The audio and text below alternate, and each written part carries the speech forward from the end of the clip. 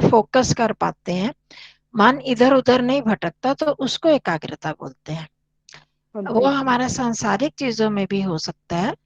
कोई भी हम सांसारिक पढ़ाई कर रहे हो, स्वाध्याय कर रहे हो, घर का काम कर रहे हो, वो भी अगर हम एकाग्रता मतलब उसी में ही मन लगा हुआ है, इधर उधर नहीं भटक रहा, तो वो भी एकाग्रता तो वहां भी होती है।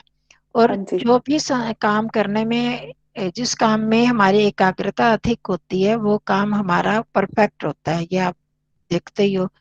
बहुत बार आप देखोगे खाना बनाते हुए भी, अगर इधर उधर के बातें चल रही हो मन में, है, और या कोई बातें कर रहा हो बाहर से, तो भी मन इधर उधर हो जाता है ना। तो उस पर समय आप देखोगे कि बहुत बार हमें पता ही नहीं चलता नमक डाला या नहीं डाला, होता है ऐसे। हाँ जी, हाँ जी, और होता कई है। कई बार तो बहुत गड़बड़ भी हो जाती है, हमने अपने घर में देखा, नमक के बदले चीनी डाल दी, चीनी वहां वो डालना, तो हो दूध तो इसमें डालना, तो दो बर्तन इकट्ठे रखे हैं गैस पर, तो मतलब दोनों गैसों पर, तो खो जाता है, इधर उधर मन हो जाता है। और क्या करते हैं हमने, घर में पंखा चला हुआ है, कमरे से निकले पंखा बंद किया, पर पता नहीं चला कि करा कि नहीं, दोबारा फिर जाके देखते हैं, पता नहीं लाइट और पंखा बंद किया कि नहीं किया। वो तब होती है, आप देखोगे वो स्थिति जब हमारी एकाग्रता नहीं होती उस काम में, मतलब हाँ कि जी। स्विच स्विच ऑफ करने में हमारी एकाग्रता नहीं है, मन कहीं और है, जल्दी जल्दी जा रहे हैं, और दूसरा काम पड़ गया, तो हमने ध्यान ही नहीं दिया। कर तो दिया अपनी आदत के अनुसार, बंद कर दिया, ताला बंद कर दिया, लाइट बंद कर दी, पर दोबारा फिर चेक करते हैं, है ना। हाँ जी। क्यों? क्योंकि हमारी वहाँ एकाग्रता नहीं है। तो कहने का मतलब कि सांसारिक कामों में भी जितनी हमारी एकाग्रता होती है, मतलब उस काम में ही मन का लगे रहना, उसको कहते हैं एकाग्रता। तो अब वो बाहर की एकाग्रताएं जो हैं संसारिक कामों में, वो तो स्थूल कामों में होती हैं, वो तो बड़ी आराम से हो जाती है ना। आप हाँ फूल जी। की रोटी बना रहे हो, सब्जी बना रहे हो, तो वो थोड़ा भी उसमें मन लगा लोगे, वहां इतनी मतलब गहरी एकाग्रता की आवश्यकता नहीं पड़ती, थोड़ा सा मन इधर उधर भी हो जाता है, तो हम उस काम को कर लेते हैं। चाहे कई बार अगर बहुत इधर उधर डाइवर्शन होती है, तब तो परेशानी होती है, पता नहीं नमक डाला या नहीं डाला, चख लो, है ना, बहुत बार ऐसे होता है ना। तो, हाँ जी, होता है। तो अगर अब नहीं तो थोड़ी भी एकाग्रता, तो हम इन कामों को कर सकते हैं। परंतु जो ये चीजें हैं ध्यान जिसको हम ध्यान कह रहे हैं, जो हमारा चिंतन संबंधी ध्यान है, उससे ज्यादा एकाग्रता आपको स्वाध्याय में चाहिए होगी, है ना। स्वाध्याय हम कर रहे हैं, अगर हाँ मन जी। में एकाग्रता नहीं होती, तो हमें पता ही नहीं चलता कि हमने क्या पढ़ा है। मोटा मोटा हमें उस टाइम तो लगेगा, पर जब बाद में हम सोचने लगते हैं क्या पढ़ा था, तो भूल जाते हैं। वो उस टाइम तो बड़ा अच्छा लग रहा था, पढ़ा था, पर हमारा, क्योंकि ये नियम है कि युगपत ज्ञानानुपत्ति मनसो लिंगम, मतलब कि युगपत ज्ञान अनुपत्ति मनसो लिंगम, कि एक साथ युग मतलब एक साथ ज्ञान की उत्पत्ति का ना होना मन का लिंग है। अर्थात कि एक समय में मन एक ही काम करता है, बहुत सारे दो तीन काम नहीं कर सकता। हमें बहुत बार लगता है कि हम दो तीन काम कर रहे हैं, पर वो मन की गति इतनी तीव्र होती है कि सेकंड के भी कितनेवें भाग में इधर चला जाता है, और फिर दूसरी जगह चला जाता है, इधर चल रहा है, हम टीवी देख रहे हैं, खाना खा रहे हैं, हमें लगता है कि हम दोनों काम कर रहे हैं। पर आप अगर बड़ी ध्यान से करोगे, उस चीज को गंभीरता से देखोगे, तो जितने समय में हमारा खाने में ध्यान है अगर, तो उतनी देर वो वाला दृश्य छूट जाएगा या वो शब्द छूट जाएंगे। या अगर हमारा वहां पर अच्छी तरह देख रहे हैं, तो हम क्या खा रहे हैं वो हमें पता नहीं चलता, उसका स्वाद नहीं पता चलेगा। हमारे घर में बहुत बार भाई ऐसे करते हैं, टीवी देख रहे होते हैं, फिर उनको पता ही नहीं चलता, बाद में कहते हैं कि या तो आपने तो ये खाया है अभी, तो उनको समझ ही नहीं आती। कारण क्या होता है? क्योंकि मन हमारा उस समय टीवी में लग गया था, खाने में नहीं था, खाने में लगा तो टीवी में नहीं था, वो मिस हो जाती हैं चीजें। तो जो मन की विशेषता है कि वो एक समय में एक ही काम करता है। तो जब दूसरे कामों में हम करते हैं, तो बहुत जल्दी जल्दी अगर थोड़ी सी चीज मिस भी हो जाती है, तो उसका फर्क नहीं पड़ता, यहाँ पर स्वाध्याय में जब हम कर रहे होते हैं तो वहां भी थोड़ा सा भी मिस हो जाते, जरा सी चीज होगी, अगर हम उसके साथ दूसरे को संबंध जोड़ लेते हैं फिर तो ठीक है, अगर नहीं जोड़ पाते तो हमें भूल जाता है बाद में हमने क्या पढ़ा। अब उससे भी सूक्ष्म है ये जो ये वाला हम ध्यान करते हैं ईश्वर के विषय में करना, या आत्मा के विषय में सोचना, या संसार की जड़ता या निस्सारता के विषय में सोचना, ये उससे भी सूक्ष्म चीजें हैं। तो क्योंकि ये हमें स्थूल रूप में तो दिखाई देती नहीं है, ये तो सिर्फ हम मन से चिंतन ही करते हैं ना इनका, तो जिसकी ना शक्ल सूरत नहीं, आकार नहीं, मोटे तौर पर हमको जिनको पकड़ नहीं सकते, तो उसमें मन की उतनी ही गहराई की आवश्यकता होती है, तो इसलिए उसमें अधिक एकाग्रता चाहिए होती है। वहां जो विचार है, बाहर की चीजें हम नहीं करते, आंखें हमारी बंद होती हैं, इंद्रियां कोई काम नहीं कर रही, किसी को कुछ देख नहीं रही, किसी कोई दूसरा काम नहीं सुन रहे, पर फिर भी क्योंकि हमारे जो मन में दूसरे ही विचार आ जाते हैं, और वही विचार उस चिंतन को, हमारे उस चिंतन में बाधा डाल देते हैं। तो इसलिए यहाँ पर एकाग्रता की, बहुत गहरी एकाग्रता की आवश्यकता होती है, कि मन के स्तर पर भी, कि हमारा जो मन है एक समय में एक ही विषय को सोच पाएगा तो उसी में गहराई से हम जा पाते हैं। अगर उसी समय दूसरा विषय आ जाता है, दूसरी कोई बात हम स्मृति आ जाती है, कोई याद आ जाती है, तो उससे भी उसमें बाधा पड़ जाती है। तो कई बार क्या होता है कि हमारी इतनी गहरी अवस्था अपने आप ही बन जाती है कि हम पूरी तरह से उसी में एकाग्र हो जाते हैं, इस ध्यान के विषय में, ताकि ईश्वर के चिंतन में इतने वैराग्य हो गया, कोई वैराग्य की घटना घट जाती है, किसी का वियोग हो गया, कुछ इस तरह की बातें हो गई, तो क्या होता है कि हमारा एकदम वहां से मन संसार से हटा ही होता है, कोई बाहर की कोई भी आकर्षण नहीं रहता, तो हमारा स्वतः ही मन अंदर की तरफ चला जाता है, अंतर्मुखी हो जाता है, तो उस समय हमें ज्यादा प्रयास नहीं करना पड़ता। अब हम जब शरीर को सोचते हैं, दो तीन मैंने बताया था इसके, शरीर का हम जब वो कर रहे हैं, अवलोकन कर रहे हैं, एक एक चीज को देख रहे हैं, तो इसका उद्देश्य सिर्फ शरीर को ही देखना नहीं होता। हम बहुत बार कहते हैं कि गहरे लंबे सांस लो। अब मैं जब संस्कृत की क्लास लेती हूँ उसमें तो विशेषकर, कि जब हम संस्कृत, पहले कोई बार कुछ बात होने लगती है या हम कोई आए हैं, कभी एक आ रहा है कभी दूसरा आ रहा है, तो हम कहते हैं पहले गहरे लंबे सांस लो और उन सांसों को अनुभव करो, फिर ओम का उच्चारण करेंगे। क्यों? सांस कहाँ पर है? सांस हमारे साथ ही है ना, तो हमारे शरीर में, हमारी नासिका के और पूरे शरीर में भी एक छोटे से स्थान पर हम सांस को अनुभव कर पाते हैं। तो हम बाहर से हटते हुए उस अपने तक स्थित हो जाते हैं, फिर हमारा जो मन है बाहर से हटेगा, और फिर हम आराम से ओम का उच्चारण करेंगे, फिर हम पढ़ाई की तरफ लग जाते हैं। इसी तरह जब यहाँ पर ध्यान करते हैं तो भी हम कहते हैं पहले सारी भूमिका बनाई जाती है, कई बार तरह तरह की बातें भी करते हैं, और किन विचारों से भागते भागते जल्दी से क्लास का टाइम हो गया बैठ जाते हैं, और मन में कुछ और विचार चल रहे होते हैं। तो इन सब चीजों को करने से एक तो हम स्थूल से, मतलब कि एकदम सूक्ष्म पर हम नहीं पहुंच पाते, तो स्थूल क्या है, सबसे बड़ा स्थूल हमारे लिए क्या होता है, हमारा शरीर होता है, संसार होता है, संसार से तो हम हट के हम यहाँ पर आ गए, तो हम स्थूल शरीर को हम ध्यान करते करते, फिर हम उससे सूक्ष्म हमारे प्राण होते हैं, हम वहां तक पहुंचते हैं, फिर उससे सूक्ष्म हमारे विचार मन होता है, फिर हम वहां पर पहुंचते हैं। तो उस तरह से बहुत सारी एकाग्रता हमारी बन जाती है, फिर हम सूक्ष्म और सूक्ष्म जो ईश्वर है उसकी तरफ धीरे धीरे जाते हैं। इसलिए ये सारी प्रक्रिया की जाती है, और इसके साथ जो मेरा उद्देश्य रहता है कि हम आत्म तत्व को भी समझें, कि मैं शरीर से अलग एक तत्व हूँ। ऐसे हम समझ नहीं पाते हैं कि मैं अलग हूँ या शरीर अलग है, हमें इतना हमारा आपस में जुड़ाव है शरीर और मेरा, कि हमें दोनों चीजें अलग पता ही नहीं चलती। तो जब हम ये क्रिया करते हैं तो उससे हम शरीर और मन, शरीर से और आत्मा से अलग हो जाते हैं।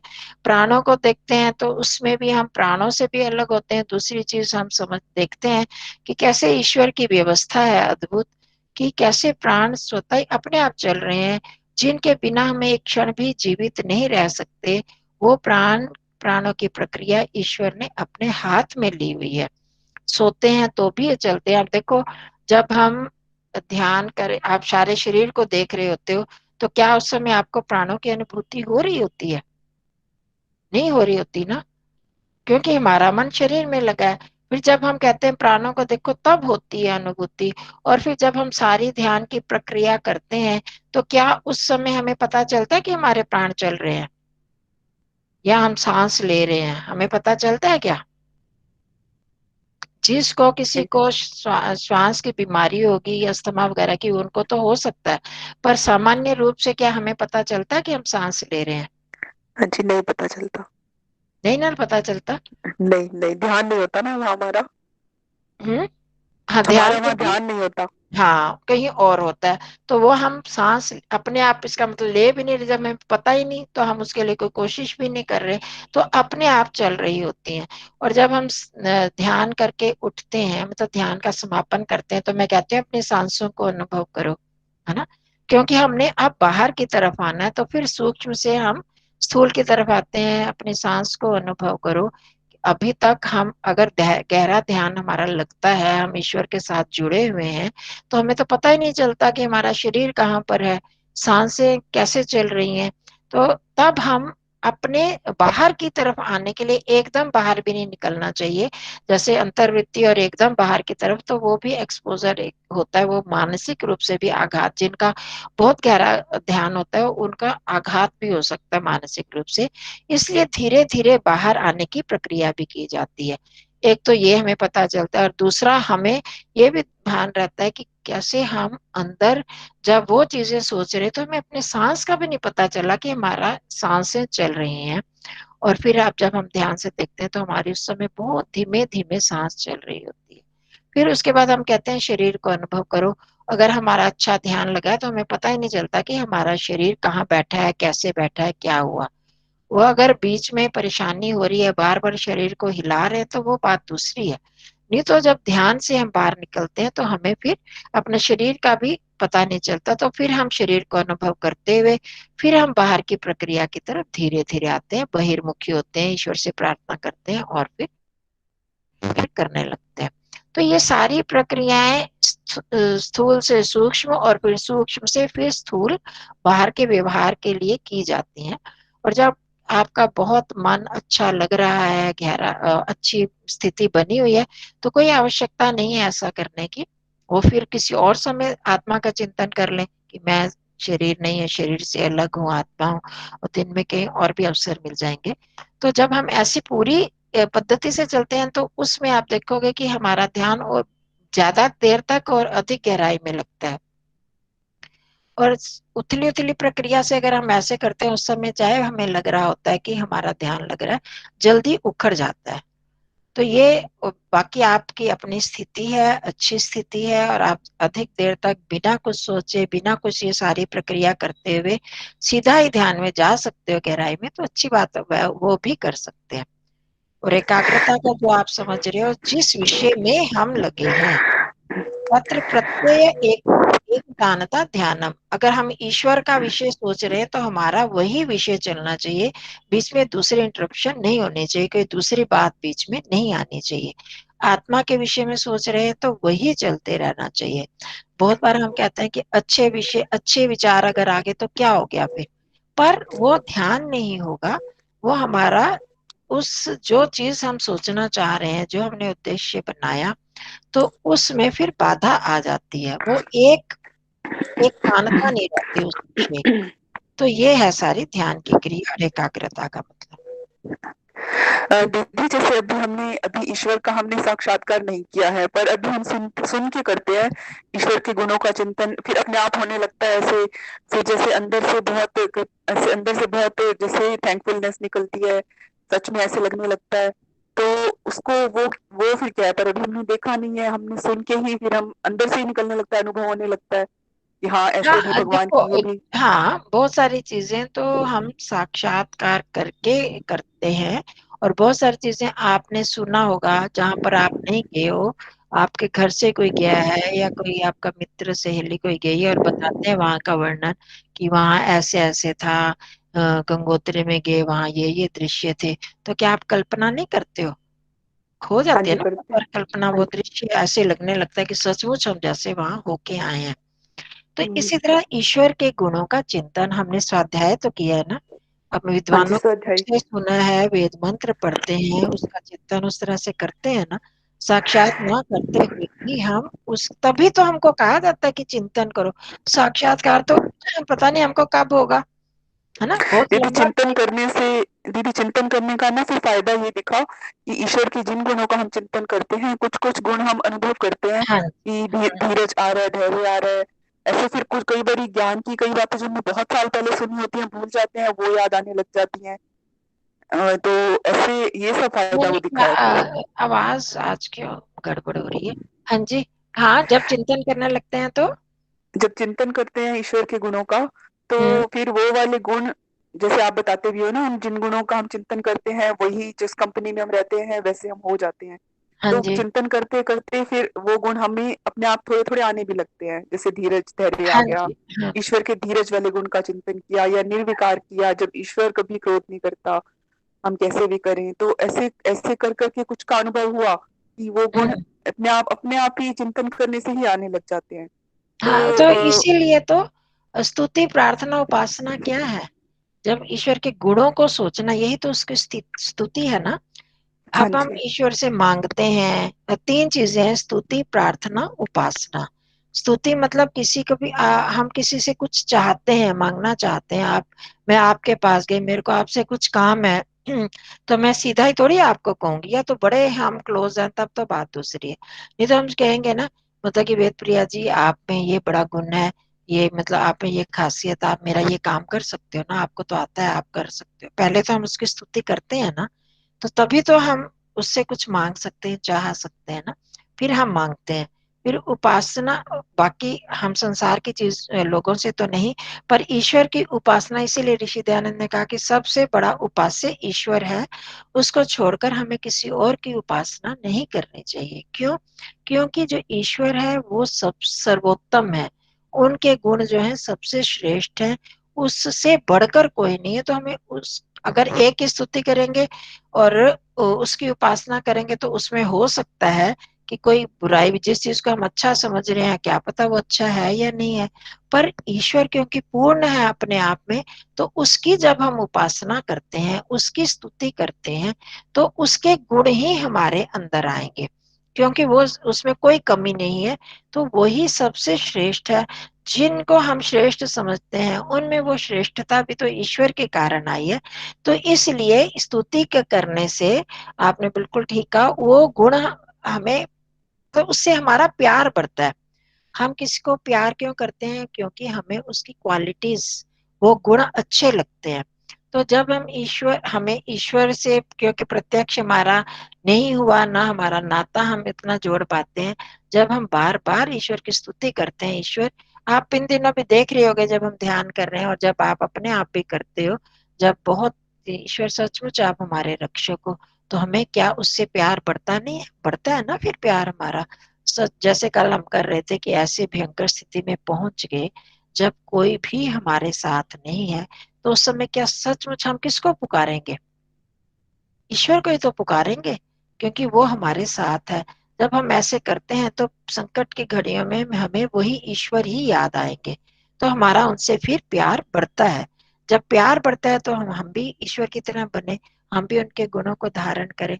तो जब हम उपासना बिल्कुल उसमें लीन हो जाते हैं, जब हम कहते हैं उसी में डूब जाओ सब कुछ छोड़कर, तो फिर वो गुण हम में भी आने लगते हैं, क्योंकि मन की इतनी एकाग्रता हो जाती है कि वो स्वतः ही हम में, मतलब ट्रांसफर जैसे हो जाते हैं कि वो गुण हम में भी आने लगते हैं कि मैं भी सचमुच ऐसे ही बन जाऊं, ईश्वर में ही हो जाऊं, ईश्वर के गुणों को ही धारण कर लूं।